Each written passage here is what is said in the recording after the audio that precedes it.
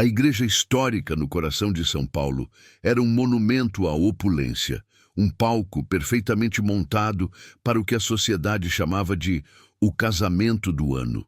Lustres de cristal derramavam uma luz dourada sobre arranjos de flores brancas que perfumavam o ar, misturando-se ao cheiro de cera e madeira antiga.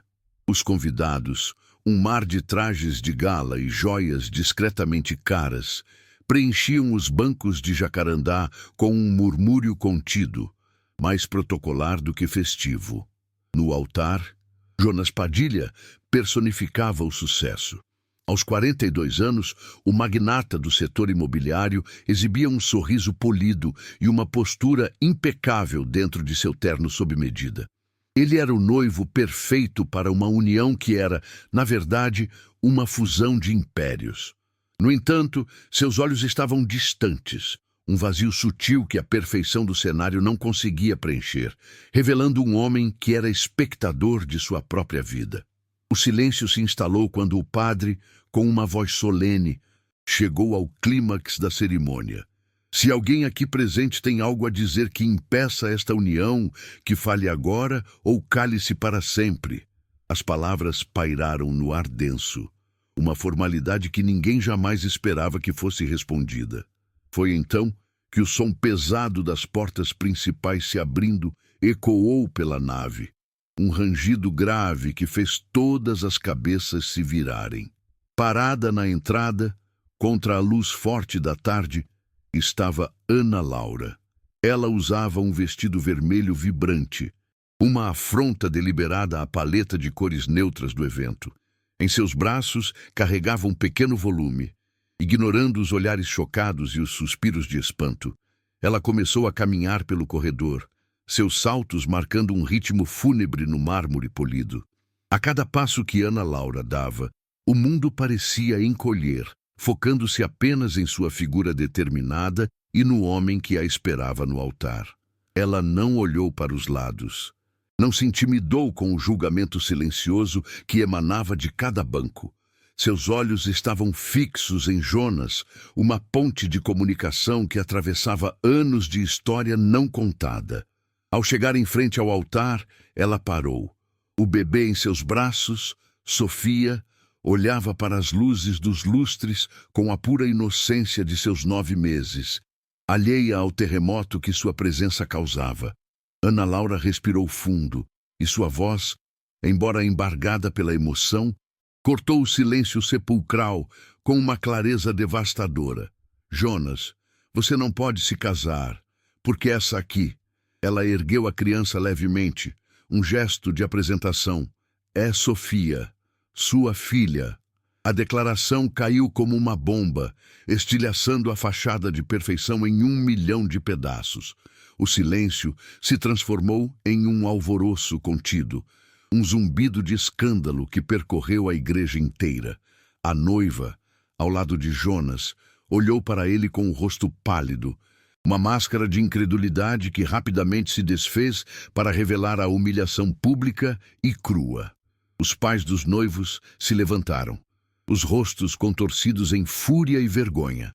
Todos os olhos, antes cheios de admiração protocolar, agora estavam cravados em Jonas, esperando uma negação, uma ordem para que os seguranças a retirassem, qualquer ato que restaurasse a ordem. O casamento impecável havia se tornado uma arena, e a verdade, na forma de uma mulher de vestido vermelho e uma criança inocente, acabara de desafiar o imperador em seu próprio coliseu. O som das portas da igreja se fechando atrás deles foi definitivo, um ponto final em uma vida e o início incerto de outra. O trajeto até o carro foi um borrão de flashes de câmeras e gritos de repórteres, um corredor polonês de humilhação pública que Jonas atravessou como um autômato. Dentro do veículo, o silêncio era mais pesado que qualquer acusação. Ana Laura segurava Sofia junto ao peito, protegendo-a não do barulho, mas da energia caótica que o cercava. Jonas dirigia sem rumo, suas mãos firmes no volante de couro, mas sua mente estava à deriva. Ele não olhava para ela, nem para a criança. Seus olhos fitavam o asfalto que corria sob os pneus, como se buscasse uma rota de fuga que não existia mais. A perfeição de seu mundo havia se desfeito, e no lugar dela restava apenas a realidade crua de suas escolhas, personificada na pequena passageira adormecida no banco de trás. Chegaram a um hotel discreto, um refúgio temporário contra a tempestade que haviam desencadeado. O quarto era impessoal, decorado em tons neutros que, ironicamente, lembravam a paleta de cores do casamento abandonado. Foi ali que o celular de Jonas começou a vibrar incessantemente. Eram seus pais, seus sócios, os advogados da família da noiva. Cada chamada era uma onda de fúria, decepção ou ameaça. Ele ignorou todas. Ana Laura, por sua vez, ninava Sofia, que havia acordado e olhava para o ambiente desconhecido com curiosidade. A exaustão pesava sobre os ombros dela, uma mistura de alívio por ter sido ouvida e um terror profundo sobre o que viria a seguir. Ela havia incendiado a vida daquele homem e agora estava presa com ele nas ruínas, sem saber se ele a ajudaria a reconstruir algo ou a culparia pelas cinzas. A coragem de Ana Laura não nasceu do ódio, mas de um amor desesperado. Ela olhou para Jonas, que finalmente desligara o telefone e agora a encarava do outro lado do quarto, e viu não o magnata todo-poderoso, mas um homem tão perdido quanto ela.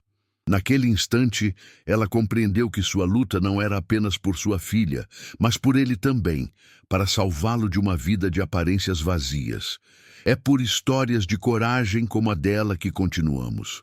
Se você se conecta com essa luta, sua inscrição nos ajuda a dar voz a mais relatos como este. Ela sabia que os próximos dias seriam um inferno, que a sociedade que antes o aplaudia, agora o crucificaria, e a ela junto. Mas ao ver a pequena Sofia sorrir em seu colo, um sorriso inocente que não conhecia impérios nem escândalos, ela soube que havia feito a única coisa certa. A história deles não começara com drama, mas com silêncio. Ana Laura fora contratada como sua assistente pessoal há 2 anos. Uma presença calma e eficiente em meio ao turbilhão da Padilha construtora. Enquanto todos ao redor de Jonas o tratavam com uma reverência calculada, vendo apenas o CEO, ela via o homem. Via a fadiga em seus olhos após reuniões de 16 horas. A maneira como ele mexia em uma caneta quando estava ansioso, o suspiro quase imperceptível que ele dava ao olhar pela janela de seu escritório no topo do mundo, como um rei solitário em seu castelo de vidro. Ela não buscava impressioná-lo. Apenas fazia seu trabalho com uma dignidade quieta que, para ele, era um oásis em um deserto de ambição e formalidade. A conexão entre eles se aprofundou em noites tardias, revisando contratos e planejando estratégias. Em uma dessas noites, exausto, Jonas confessou algo que nunca havia dito a ninguém. Falou sobre o vazio, sobre a sensação de estar apenas desempenhando um papel que lhe fora designado, o de herdeiro bem-sucedido. Contou sobre seu pai, um homem que construiu um império, mas nunca teve tempo para construir um lar, um fantasma presente apenas em cheques e expectativas. Ana Laura ouviu sem julgar, oferecendo não soluções, mas compreensão. Naquele escritório frio e minimalista, ele encontrou um calor humano que o dinheiro não podia comprar. E foi nesse espaço de vulnerabilidade que um amor improvável e perigoso para ambos começou a florescer, longe dos olhos do mundo. Quando Ana Laura descobriu a gravidez, uma esperança frágil se acendeu em seu peito. Ela imaginou que aquela notícia poderia ser a ponte que tiraria Jonas de sua ilha de solidão. Mas ao contar a ele, viu o terror tomar conta de seu rosto. Não era raiva ou negação, era um pânico profundo, o medo ancestral de repetir o ciclo de abandono que o havia marcado. Jonas recuou instantaneamente, erguendo as mesmas muralhas que ele usava para se proteger do mundo. Ele ofereceu dinheiro, um apartamento, suporte financeiro vitalício, qualquer coisa para manter a paternidade como um conceito abstrato, uma responsabilidade gerenciável à distância. Ele não conseguia oferecer a única coisa que importava: sua presença. A ferida de sua própria infância era profunda demais para que ele ousasse infligi-la a outra pessoa. A recusa de Ana Laura em aceitar seu dinheiro foi o primeiro golpe na armadura dele, mas ele não entendeu. Para ele, era uma transação. Para ela, era sua dignidade. Ela desapareceu de sua vida, carregando consigo o futuro que ele tanto temia. A gravidez foi um caminho solitário. Ela se mudou para um apartamento minúsculo na periferia, trocando o luxo corporativo pela realidade dura de quem conta cada centavo. Enfrentou os enjoos matinais, as consultas médicas e as noites de insônia sem ninguém para segurar sua mão. O julgamento velado dos vizinhos e a preocupação constante com as contas eram seus companheiros diários.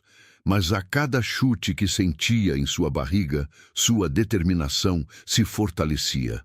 Aquela criança não era um erro ou um problema a ser administrado. Era sua força, sua razão para continuar lutando. O ponto de virada veio em uma noite fria de inverno, quando Sofia, com apenas 3 meses, foi tomada por uma febre alta e assustadora. No corredor lotado de um hospital público, com a filha queimando em seus braços, Ana Laura sentiu o peso esmagador da solidão. Ela ligou para o número de emergência de Jonas, um contato que guardara para um cataclismo, mas sua chamada foi para o correio de voz. Naquele momento, ouvindo o choro fraco de sua filha e o som indiferente dos bips eletrônicos, ela entendeu que o silêncio de Jonas não era apenas medo, era uma injustiça. Sofia merecia mais. Ela merecia saber quem era seu pai. E ele merecia a chance de superar seus demônios e conhecê-la. Não era mais sobre ela ou sobre o amor que sentira. Era sobre o direito de uma criança. A decisão de ir ao casamento não foi um ato de vingança, mas de rendição a uma verdade maior. Foi o último recurso de uma mãe que havia esgotado todas as outras opções. Ela escolheu o vestido vermelho não como uma afronta, mas como uma afirmação. Vermelho era a cor do sangue, da vida, do coração, que ainda batia por uma conexão real em meio a um mundo de contratos e aparências. Enquanto caminhava por aquele corredor de mármore, cada passo era uma oração silenciosa para que o homem que ela conhecera nas madrugadas silenciosas do escritório ainda estivesse ali, soterrado sob o peso do magnata Jonas Padilha. Ela não queria destruir um casamento. Ela queria resgatar um pai e talvez, no processo, salvar o homem que ele poderia se tornar. De volta ao quarto de hotel, a realidade daquela escolha começava a se assentar. Jonas, pela primeira vez, aproximou-se do berço improvisado com uma mala onde Sofia dormia. Ele a observou por um longo tempo, o peito minúsculo subindo e descendo em um ritmo tranquilo. Viu o formato de suas próprias sobrancelhas, o contorno de sua boca. Aquele ser pequeno e indefeso era uma parte dele, uma verdade inegável que ele tentara desesperadamente ignorar. O medo ainda estava lá, um nó gelado em seu estômago, mas algo novo começava a brotar em meio ao pânico. Uma curiosidade, um instinto protetor, uma pontada de algo que ele ousava, timidamente, chamar de amor. Era aterrorizante e, ao mesmo tempo, a primeira coisa real que sentia em anos. Quando Sofia acordou chorando de fome, o caos se instalou. Jonas, o homem que comandava projetos de bilhões de reais, ficou completamente paralisado diante da tarefa de preparar uma mamadeira. Ele mediu a fórmula errada, esquentou demais a água, um desastre de incompetência paternal. Ana Laura, apesar do cansaço, o guiou com uma paciência que o desarmou. A cena era quase cômica, mas revelava o abismo entre a vida que ele conhecia e a que agora o reivindicava. É nesse momento de virada, quando a gente decide tentar, que a verdadeira mudança acontece. Se essa jornada te inspira, considere se inscrever para não perder o desfecho. Ele se sentiu um completo idiota, mas também sentiu a mão dela em seu ombro, um toque de parceria, e percebeu que talvez não precisasse fazer aquilo sozinho. A trégua frágil foi quebrada por uma nova chamada. Desta vez, era seu pai. A voz do outro lado da linha não era de preocupação, mas de uma fúria gelada e cortante. Ele não perguntou sobre a criança ou sobre Jonas. Falou sobre o preço das ações, sobre a quebra de contrato com a outra família, sobre a mancha indelével na reputação do nome Padilha. Você destruiu em um dia o que eu levei 50 anos para construir. A voz sentenciou antes de desligar. As palavras o atingiram como um soco. O mundo que ele sempre se esforçou para agradar, o pai, cuja aprovação ele sempre buscou em vão, estava oficialmente contra ele. Ele estava sozinho, com uma mulher que ele havia abandonado e uma filha que mal conhecia, contra o império que ele mesmo ajudara a erguer. A sala de audiências era fria. Um espaço impessoal de madeira escura e luz fluorescente que parecia projetado para sufocar qualquer emoção genuína. O ar estava carregado de uma tensão formal, quase ritualística. De um lado, os advogados da família de sua ex-noiva, afiados e predadores. Do outro, sua própria equipe de defesa, preparada para uma guerra de argumentos técnicos e brechas legais. Ana Laura estava sentada ao seu lado, as mãos entrelaçadas no colo, uma postura de dignidade que mal disfarçava o tremor em seu interior. Ela sentia cada olhar como uma agulha, cada cochicho como uma sentença. Jonas, no entanto, permanecia estranhamente calmo. Ele não olhava para os papéis à sua frente, nem para os rostos hostis do outro lado. Seus olhos estavam fixos no juiz, um homem de semblante cansado que representava a última barreira entre sua nova vida e a destruição completa. O advogado da oposição era um mestre da humilhação sutil. Com uma voz polida e cruel, ele dissecou a vida de Ana Laura, pintando-a como uma oportunista calculista que se aproveitou da vulnerabilidade de um homem poderoso. Ele usou o escândalo do casamento para retratar Jonas não como um pai arrependido, mas como um indivíduo impulsivo, instável e inadequado para criar uma criança. Cada palavra era uma faca, torcida lentamente na ferida aberta da reputação deles. Ele insinuou que a segurança e o bem-estar de Sofia estariam em risco, sob a guarda de um homem que abandonou um compromisso sagrado de forma tão espetacular. Ana Laura não chorou. Ela apenas apertou as mãos com mais força, sentindo as unhas cravarem em sua pele, uma dor física para ancorá-la em meio ao naufrágio verbal que ameaçava afogá-la. Quando chegou a vez da defesa, um dos advogados de Jonas se levantou, ajeitando a gravata de seda, pronto para iniciar seu contra-ataque meticulosamente planejado. Foi então que Jonas, com um gesto simples, tocou seu braço, pedindo que se sentasse. Um murmúrio percorreu a sala. Ele se levantou lentamente, não com a arrogância de um magnata, mas com o peso de um homem comum. Ele se dirigiu ao juiz, sua voz clara e sem hesitação. Excelência, com todo o respeito à minha equipe, eu mesmo falarei. O choque foi palpável. Seus advogados trocaram olhares de pânico, enquanto o advogado da oposição sorria, sentindo o cheiro de um erro fatal. Ana Laura prendeu a respiração, o coração martelando contra suas costelas, sem saber se estava prestes a testemunhar sua salvação ou sua ruína definitiva. Jonas não olhou para o advogado que o atacara. Seus olhos encontraram os de Ana Laura por um breve segundo, um pedido silencioso de confiança, antes de se fixarem no juiz. O que o doutor disse é, em parte, verdade. Ele começou. E o silêncio na sala se aprofundou. Fui covarde.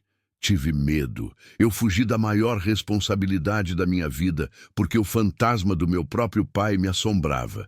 Eu passei 42 anos construindo prédios, erguendo estruturas de concreto e aço que tocaram o céu de São Paulo. Mas a verdade é que eu nunca construí nada de valor real. A única coisa que eu verdadeiramente construí na minha vida foi essa menina.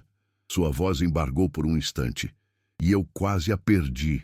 Ser pai dela não é um dever, Excelência. É a única chance que eu tenho de ser um homem de verdade. Um silêncio denso, diferente de qualquer outro que já preenchera aquela sala, se instalou. Não era um silêncio de constrangimento, mas de respeito. A máscara do magnata Jonas Padilha havia caído, e em seu lugar estava um homem vulnerável, expondo suas falhas e sua humanidade para que todos vissem. O juiz o encarou por um longo momento. Sua expressão antes impassível, agora suavizada por algo que se assemelhava à compreensão. O advogado da oposição parecia ter encolhido em sua cadeira, sua retórica afiada desarmada pela arma mais poderosa de todas, a verdade. Ana Laura sentiu as lágrimas que tanto segurara finalmente escorrerem por seu rosto. Não eram lágrimas de dor, mas de alívio e reconhecimento. Naquele momento, ela não viu o homem que a abandonou, mas o homem pelo qual valia a pena lutar, que finalmente havia encontrado o caminho de volta para casa. A sentença do juiz não foi um grito de vitória, mas um suspiro de alívio que ecoou pela sala fria. Jonas não celebrou. Ele apenas se virou para Ana Laura e, pela primeira vez, sem o peso do mundo em seus ombros, segurou a mão dela. Não havia mais advogados, acusações ou a sombra de um império desmoronando entre eles. Havia apenas a solidez daquele toque, uma promessa silenciosa de que a batalha externa havia terminado e a construção interna estava apenas começando. Eles saíram do tribunal não como vencedores de uma guerra, mas como sobreviventes de um naufrágio que, contra todas as probabilidades, haviam encontrado terra firme juntos. A humilhação pública se dissolvia lentamente, substituída por uma dignidade quieta, a força de quem escolheu a verdade, em vez da conveniência, e encontrou, no processo, um tipo de riqueza que nenhum balanço financeiro poderia jamais medir ou conter. A transformação de Jonas foi literal e imediata. A cobertura fria, com suas paredes de vidro que o mantinham acima do mundo, mas isolado dele, foi a primeira a ir. Em seu lugar, surgiu uma casa com um jardim, um lugar com terra para sujar as mãos e grama para Sofia dar seus primeiros passos. Ele trocou as reuniões de diretoria, que se estendiam pela madrugada, por noites, em claro, trocando fraldas e aprendendo a decifrar cada tipo de choro. Os relatórios financeiros foram substituídos por livros de figuras com cores vibrantes, e o som dominante em sua vida deixou de ser o toque incessante do telefone para se tornar a risada contagiante de sua filha. Ele reduziu drasticamente sua carga de trabalho, delegando responsabilidades e descobrindo que o Império Padilha podia, surpreendentemente, sobreviver sem ele no comando a cada segundo. Ele não estava abdicando do poder, estava redefinindo o que o poder significava.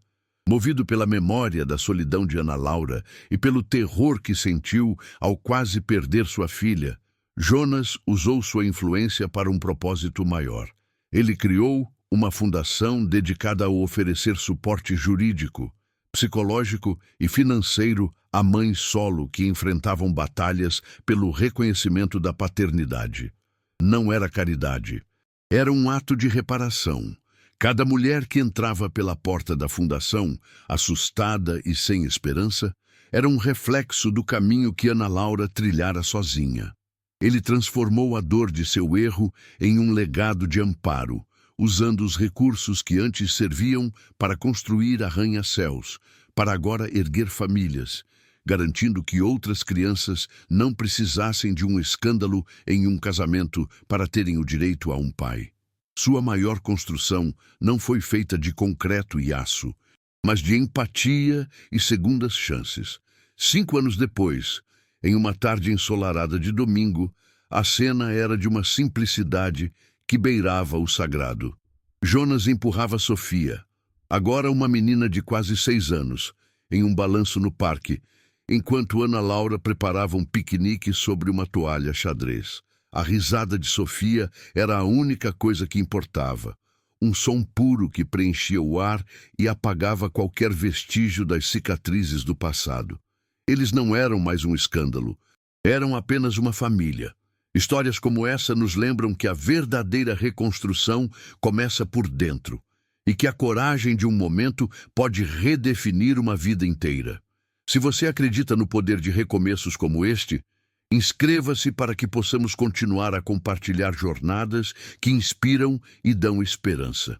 Eles haviam encontrado a paz não na ausência de problemas, mas na presença um do outro.